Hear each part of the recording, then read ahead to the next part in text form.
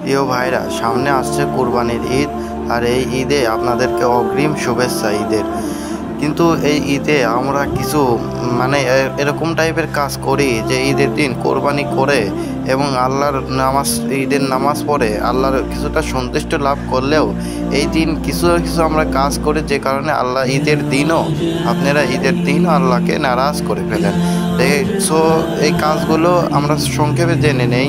তা হচ্ছে ঈদের দিনে মনে করেন বোম অথবা বিস্ফোরক জাতীয়, যেটা দেখতে অনেক করে, মানে বোম জাতীয় কিছু, এগুলো আমরা ফুটাই, যা অনেক মানে একটা ইসলামে যে যা নিষিদ্ধ। যার কারণে ঈদের দিনও আপনারা আল্লাহকে নারাজ করে ফেলেন। 2 নাম্বার হচ্ছে বিশেষ একটি জিনিস, সেটা হচ্ছে ঈদের দিন আপনারা বক্স বাজান এবং নানান গান বাজনা করেন। ঈদের দিন খুশির দিন ভাই। হারাম কাজ বাদেও হালাল কাজে অনেক হালাল কাজ আছে যেগুলো করে ভালো লাগে, যেমন খাওয়া দাওয়া, ভালো ড্রেস পরা, ঘুরতে যাওয়া।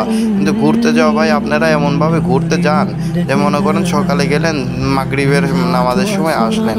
এই সময় যে ঘুরেন, এই ঘুরের ভিতরেও আপনারা অনেক ওয়াক্তের নামাজ কামাই দিয়ে দেন, যা একদমই ঠিক না। এই ঈদের দিনও আপনারা আল্লাহকে নারাজ করে ফেলেন। সুতরাং আপনারা এই কাজগুলো করবেন না। ঈদের দিনে হারাম কাজগুলো করবেন না।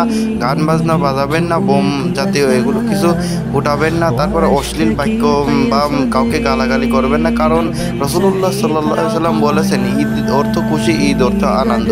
ঈদের দিন হচ্ছে একটা খুশির দিন, এই দিনে সবাই খুশি হয়। তাই বলে এরকম হারাম কাজ, হারামভাবে খুশি নেওয়ার চেষ্টা করবেন না। হারামটা হলো কেমন ভাই? হারামটা হলো শীতের দিনের কুয়াশার মতো, মানে দেখতে সুন্দর, চোখে ভালো লাগে, কিন্তু হাত দিলে ধরা যায় না। তাই আপনারা ঈদের দিনে বোম ফুটানো, তারপরে হচ্ছে আরও অনেক কাজ আছে যেগুলো বলা যায় না, যেমন গার্লফ্রেন্ডের সাথে করে ঘোরা, তারপরে হচ্ছে বিভিন্ন প্রকার গান বাজনা, তারপর অশ্লীল বেড়ানো, নামাজ কামাই দেওয়া, এগুলো একদমও করবেন না ভাই প্লিজ।